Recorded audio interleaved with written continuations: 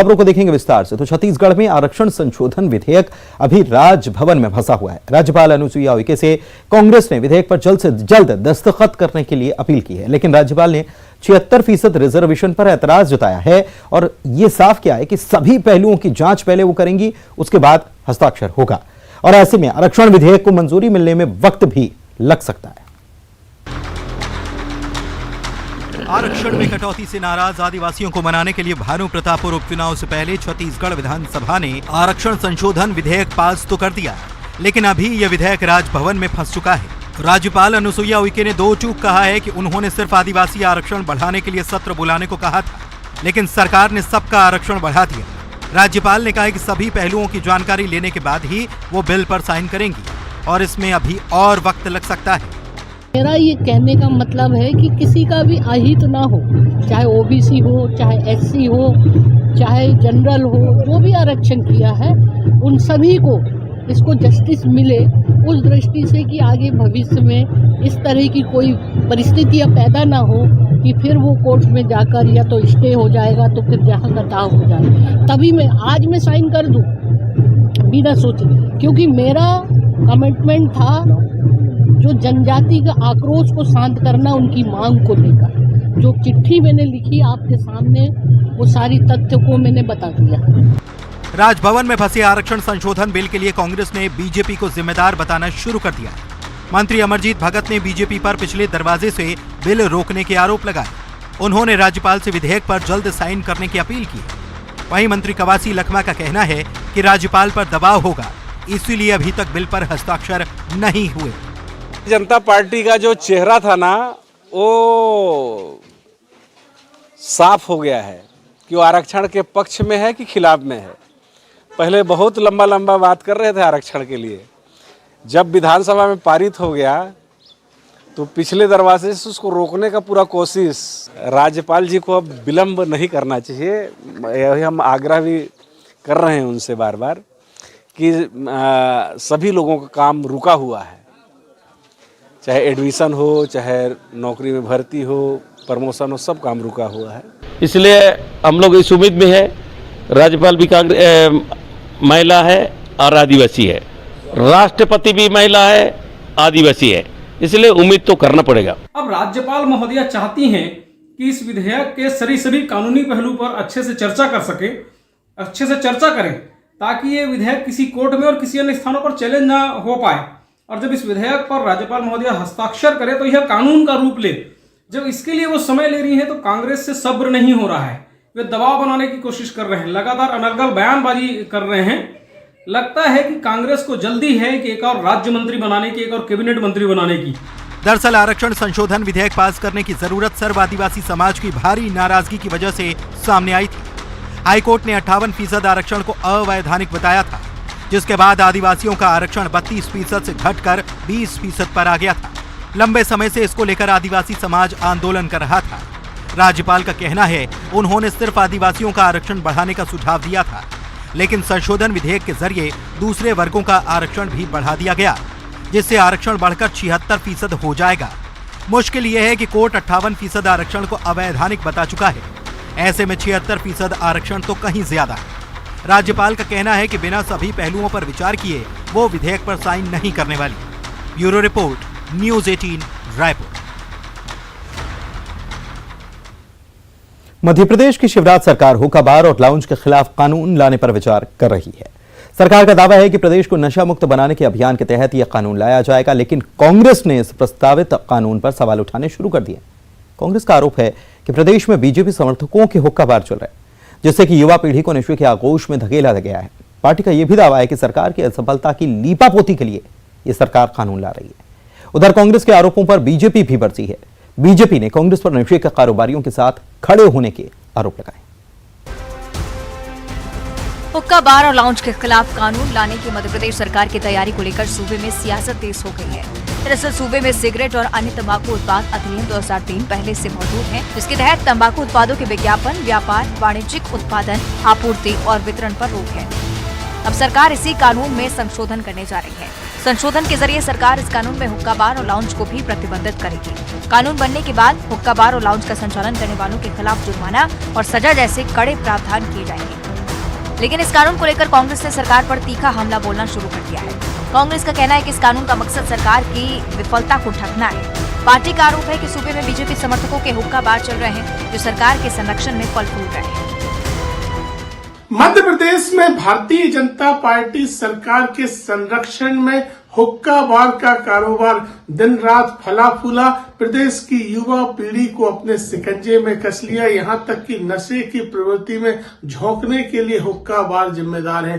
अब भाजपा सरकार हुक्का बार के ऊपर कानून बनाने की बात कर रही है। सरकार को बताना चाहिए कि ये किसके संरक्षण में चल रहे थे। कांग्रेस के इन संगीन आरोपों पर बीजेपी का कहना है कि सरकार की मंशा सूबे को नशा मुक्त करना है। कोशिश की जा रही है कि हुक्का बार की आड़ में अवैध धंधा न चले। पार्टी का आरोप है कि कांग्रेस नशे के कारोबारियों और नशेड़ियों के साथ खड़ी है, इसलिए वो ऐसे सवाल उठा रही है। बीजेपी ने कांग्रेस से पूछा है कि वो नशे के खिलाफ सख्त कानून के साथ खड़े हैं या ड्रग्स का कारोबार करने वालों के साथ। मध्य प्रदेश की भाजपा सरकार की मंशा साफ है कि कोई भी किसी भी प्रकार से कानून के किसी सुराख की मदद से ड्रग्स का कारोबार करने वाले या इस प्रकार से हुक्का बार की आड़ में कोई अवैध धंधा चलाने वाले कामयाब ना हो पाए, इसके लिए तमाम प्रकार के प्रयास किए जा रहे हैं। लेकिन कांग्रेस किसके साथ खड़ी है? सख्त कानून के साथ खड़ी है या इस प्रकार के लोगों के साथ में जो अवैध धंधा, अवैध ड्रग्स का कारोबार करने का काम करते हैं। नशे के खिलाफ सीएम शिवराज एक्शन मोड में है। उनके निर्देश पर अवैध शराब और गांजा सहित तमाम नशीली चीजों के खिलाफ एक मुहिम चलाई जा रही है। लेकिन कानून के लूप होल का फायदा उठाकर हुक्का बार के जरिए युवाओं को नशे की लत में ढकेला जाना एक बड़ी चुनौती है। ऐसे में कानून में संशोधन के जरिए हुक्का बार पर पूरी तरह से बैन लगाने की तैयारी है। हालांकि चुनावी मौसम है, लिहाजा हर मुद्दे पर सियासत हो रही है, लेकिन नशा एक ऐसा मुद्दा है जिसे राजनीति से दूर रखा जाए तो बेहतर है। न्यूज़ 18 के लिए भोपाल से शरद श्रीवास्तव की रिपोर्ट। देश को 6वीं वंदे भारत एक्सप्रेस की सौगात आखिरकार मिल गई, लेकिन सबसे ज्यादा खुशी छत्तीसगढ़ में है।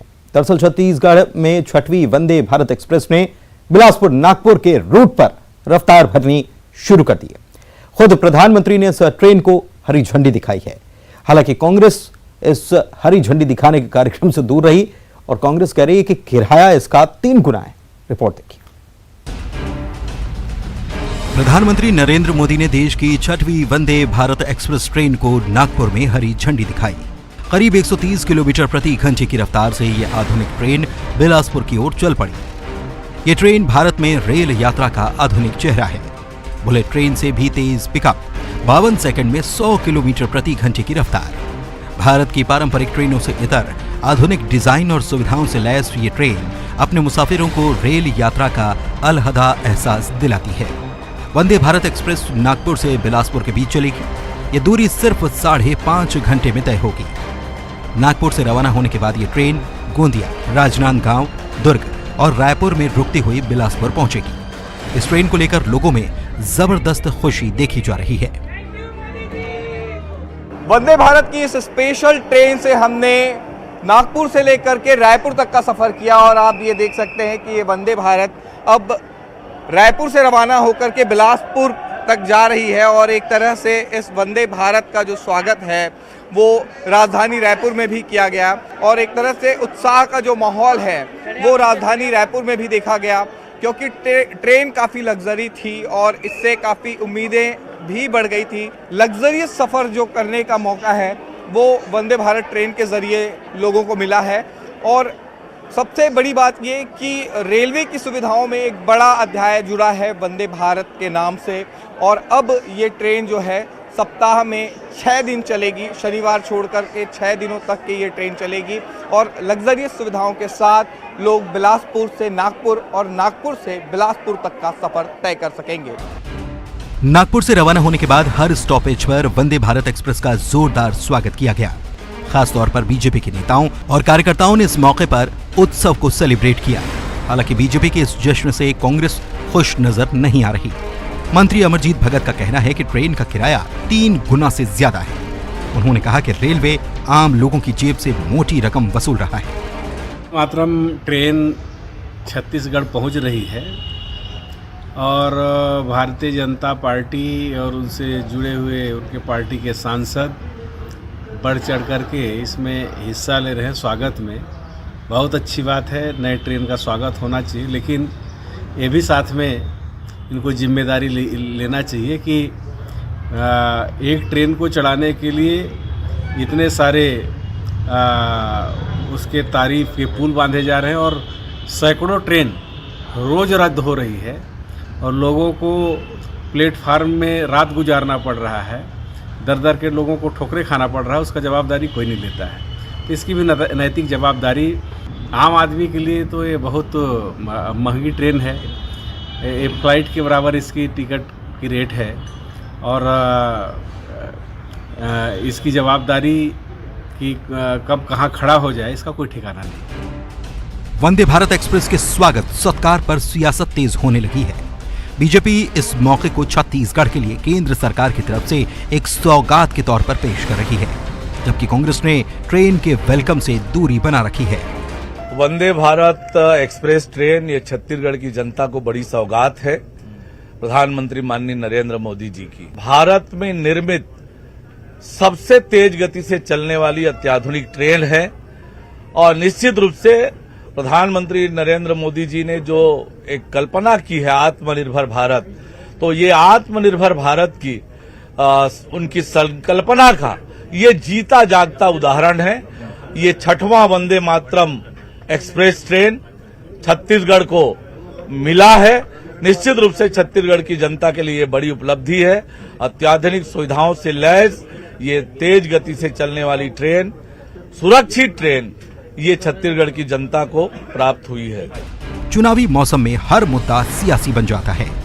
जाहिर है वंदे भारत एक्सप्रेस भी इससे अछूती नहीं रही है, लेकिन इतना तय है कि ये एक बेहतरीन ट्रेन और भारतीय रेल की बदलती तस्वीर का आधुनिक चेहरा है। देवव्रत भगत के साथ bureau report, news 18। Sukhvinder Singh Sukhu ने हिमाचल के 15वें मुख्यमंत्री के रूप में शपथ ली। राहुल, प्रियंका और छत्तीसगढ़ के सीएम भूपेश बघेल समेत तमाम बड़े नेताओं की मौजूदगी में उन्होंने पद और गोपनीयता की शपथ ली। इस दौरान सुक्खू की मां को भी प्रियंका गांधी ने मंच पर बुलाया। यह मौका मां के लिए बेहद खास था, क्योंकि उनके पति रसील सिंह हिमाचल पथ परिवहन निगम में ड्राइवर थे और अब उनके बेटे के हाथ में पूरे सूबे की स्टीयरिंग है।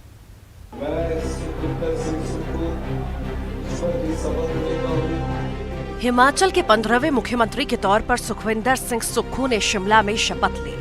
कांग्रेस आलाकमान के सामने तमाम दूसरे दावेदारों के बीच सुक्खू का पलड़ा भारी पड़ा। राहुल, प्रियंका, सीएम भूपेश बघेल और तमाम बड़े नेताओं की मौजूदगी में सुखविंदर सिंह सुक्खू का शपथ ग्रहण समारोह आयोजित किया गया। इस मौके पर कोई सबसे ज्यादा खुश था तो वो थी सुक्खू की मां। शपथ ग्रहण में शामिल होने के लिए सुखविंदर सिंह सुक्खू की मां शिमला पहुंची तो बेटे ने गले लगाकर मां का सत्कार किया। वैसे तो किसी भी मां के लिए इससे ज्यादा गर्व की बात और क्या होगी, लेकिन सुखविंदर सिंह सुक्खू की मां के लिए अपने बेटे की इस कामयाबी की खुशी शब्दों में बयां करना मुमकिन नहीं। कभी इनके पति और सुक्खू के पिता रसील सिंह हिमाचल पथ परिवहन निगम में ड्राइवर थे और आज उनके बेटे के हाथ में इस प्रदेश की स्टीयरिंग है।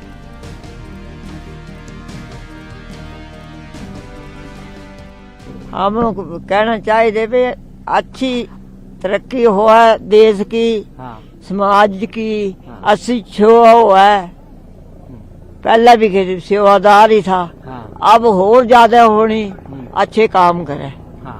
कितनी खुशी हो रही है आपको? बहुत खुशी हो रही है, बहुत खुशी। बहुत नीचे से राजनीति करते हुए हाँ, बचपन से। कुछ बताना चाहेंगे? बचपन में कुछ अगर कहते थे कि सभा में जाते थे, राजनीतिक लोगों से मिलते थे, क्या कहते थे, कुछ बताइए। करते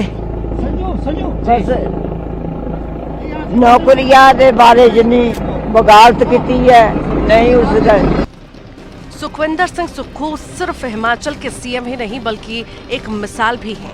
अगर पूरी शिद्दत से मेहनत की जाए तो कामयाबी जरूर हासिल होती है। बहुत बहुत मुबारकबाद उन्होंने दी, हम दोनों उप मुख्यमंत्री और मुख्यमंत्री जी मैंने बातचीत की, मुझे कहते कि हिमाचल की जनता का धन्यवाद। बिल्कुल हिमाचल की जनता का धन्यवाद। हम तो प्रियंका जी का भी धन्यवाद करते हैं जिन्होंने यहाँ 10 दिन रह के कैंपेन किया। आपकी टीम कब तक तैयार हो जाएगी? सुक्खू जी तैयार है हमारी टीम। अच्छा, कल मैं कह रहा हूँ बॉडी लैंग्वेज आपकी कल भी स्ट्रॉन्ग थी, आज बुरे गंभीर तरीके से वही चेहरे पर स्माइल, एक नया यंग लीडर हिमाचल को मिला है। मैं हमेशा खुश रहता हूं, मजबूत रहता हूं। संघर्ष करके जब हम पहुंचते हैं तो हमें हर चीज का बारे में जानकारी प्राप्त करके आगे उन फैसलों को इम्प्लीमेंट करते हैं। एक आखिरी सवाल है, आप आम घर से आए हैं, हिमाचल के लोगों को क्या मैसेज है? क्योंकि आम घर का आपके मदर, आपके फैमिली के लोग भी भावुक हुए, आप भी भावुक हुए, अंदर काफी कुछ चलता है। हिमाचल के लोगों को क्या मैसेज है? कौन कौन से काम आपके जहन में हैं? नहीं, अगर आप डेडिकेशन से कोई भी काम करते हैं, कहीं भी काम करते हैं, सफलता आपको मिलती है। साधारण परिवार में जन्मे सुखविंदर सिंह सुक्खू के पिता रसील सिंह हिमाचल पथ परिवहन निगम शिमला में ड्राइवर थे। उनके पिता के साथ काम कर चुके लोग आज भी उन्हें याद करते हैं। अपने पिता की तरह सुखविंदर सिंह सुक्खू भी जमीन से जुड़े रहते हैं। ज्यादातर वक्त वो अपनी ऑल्टो में ही घूमते हैं। सुक्खू के सीएम बनने से सबसे ज्यादा आस जगी है उनके पिता के विभाग के कर्मचारियों में। उन्हें उम्मीद है कि नए सीएम कर्मचारियों की दुख तकलीफ समझेंगे। Bureau report, news 18 Shimla. Madhya Pradesh में ठंड का प्रकोप बढ़ने लगा है और ऐसे में सबसे ज्यादा ठंड से प्रभावित गरीब तबका हो रहा है। गरीबों के लिए बने रैन बसेरों में प्रशासन सुविधा बढ़ाने का दावा कर रहा है, लेकिन हकीकत क्या है, आइए जानते हैं।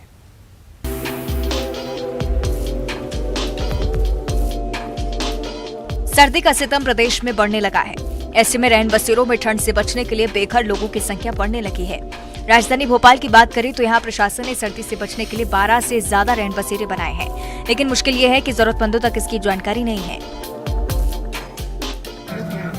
व्यवस्थाएं बढ़िया है, अच्छी व्यवस्था है। किसी को पैर में चोट भी लग जाए तो इलाज भी करवाते हैं। अच्छी व्यवस्था है, खाना बहुत अच्छी है। ऐलान करवाते हैं भाई, कोई रोडों पे नहीं रहेगा ठंड में। व्यवस्थाएं इसके अलावा सामने सुल्तानिया है जी, हमीदिया हॉस्पिटल में है, कैंसर हॉस्पिटल में है, एमपी नगर में है, चार्ज वगैरह भी लिया जाता है? नहीं, फ्री ऑफ कॉस्ट है। वहीं इंदौर में रात में न्यूनतम तापमान 13 डिग्री तक पहुंच गया है। ऐसे में सड़क किनारे रहने वालों के लिए रैन बसेरा बड़ा आसरा बन रहा है। सर वो क्या है कि जैसे कि अभी जो हम रेस्क्यू करके जिन लोगों को लेके आए हैं, उसकी वजह से इसकी ठंड संख्या बढ़ी हुई है। कुछ और प्रबंध भी कर रहे हैं इसके लिए, कुछ और जगह बढ़ा रहे हैं, बेड बढ़ा रहे हो? जी सर, बेड बढ़ाना है। ऊपर का जो एक हमारे पास एक और एक्स्ट्रा हॉल है, हमने आज से उसको भी खोल दिया है। तो जो भी एक्स्ट्रा जो लोग आएंगे, हम उन लोगों को ऊपर शिफ्ट करेंगे। जबकि टीकमगढ़ में पारा 10 डिग्री से नीचे लुढ़क गया है। बाहर से आने वाले लोगों के लिए बने रहन बसेरे में प्रशासन ने तमाम इंतजाम किए हैं। गणेशपुरा से। अच्छा, यहाँ पे इंतजाम पर्याप्त है? हाँ, यहाँ पर पर्याप्त है। कैसी व्यवस्था है यहाँ पे? यहाँ बढ़िया है। अच्छा, कितने बेड यहाँ पे लगाए गए? यहाँ पर है पूरे 50 पलंग, दोनों हॉल में। एक लेडीज हॉल है, एक जेंट्स हॉल है। अलग अलग जिलों में रैन बसेरों में प्रशासन ने ठंड को लेकर इंतजाम किए हैं। कहीं लोग खुश हैं तो कहीं लोगों की सुविधा की जानकारी नहीं है।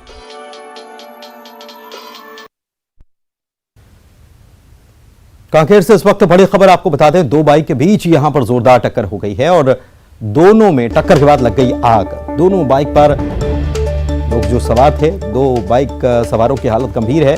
इनको धमतरी रेफर कर दिया गया है। हलबा थाना क्षेत्र के जेपरा गांव का ये पूरा मामला है। मौके की तस्वीरें भी आपको हम दिखा रहे हैं। जब लोग जख्मी हुए बाइक सवार तो उनको फिर अस्पताल ले जाने के लिए तैयारी शुरू की गई। भीड़ यहाँ पर इकट्ठी हो गई थी और बाइकों में आग लग गई। ये देखिए मौके की तस्वीर आपको दिखा रहे हैं। दोनों बाइक की टक्कर हुई और उसके बाद दोनों में आग लग गई। एक्सक्लूसिव तस्वीर आपको हम दिखा रहे हैं। दोनों बाइक में आग लग गई।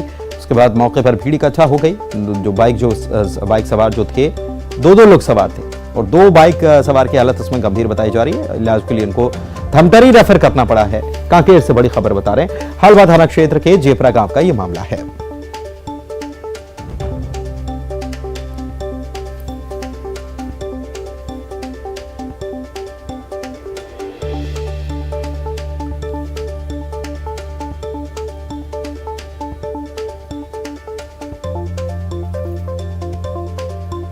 तुरंत एम्बुलेंस को फोन किया गया। पुलिस को इत्तला की गई। पुलिस और एम्बुलेंस मौके पर पहुंची। घायलों को अस्पताल पहुंचाया गया। खेमनारायण हमारे संवाददाता हमारे साथ फोन लाइन पर जुड़े हैं, उनसे बात करते हैं कैसे ये टक्कर हो गई, कहां ये घटना हुई है खेमनारायण, और घायलों की स्थिति क्या है, कितने लोग सवार थे इसमें?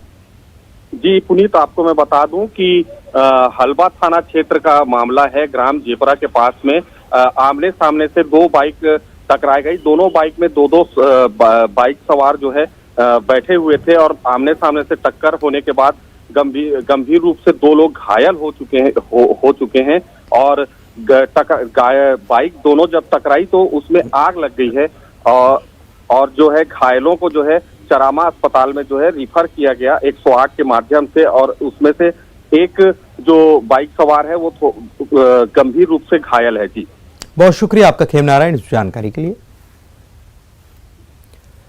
मनेंद्रगढ़ से भी बड़ी खबर है। यहां पर तेंदुए ने महिला को शिकार बना दिया। तेंदुए के हमले में महिला की मौके पर मौत हो गई। वन अमला घटना स्थल के लिए रवाना हो चुका है। ये मनेंद्रगढ़ वन मंडल के अंतर्गत पड़ता है कुंवारपुर परिक्षेत्र। यहां पर यह घटना हुई है। मौके की तस्वीरें भी एक्सक्लूसिव तस्वीर आपको दिखा रहे हैं मनेंद्रगढ़ की, जहां पर महिला को शिकार बनाया एक तेंदुए ने। महिला की मौत हो गई। मध्य प्रदेश के संजय टाइगर रिजर्व से ये तेंदुआ आया, ऐसी इस बात की आशंका जताई गई है। वन मंडल अधिकारी ने इस घटना की पुष्टि कर दी है। तो महिला को अपना शिकार बना लिया है और तेंदुआ, जाहिर सी बात है कि अगर इंसानों पर हमला कर रहा है तो यह आदमखोर भी बन भी सकता है या पहले से है, इसके बारे में कुछ खबर है नहीं। लेकिन कुंवारपुर परिक्षेत्र जो मनेंद्रगढ़ वन मंडल में आता है, वहां की यह घटना है। अधिकारी ने घटना की पुष्टि की है।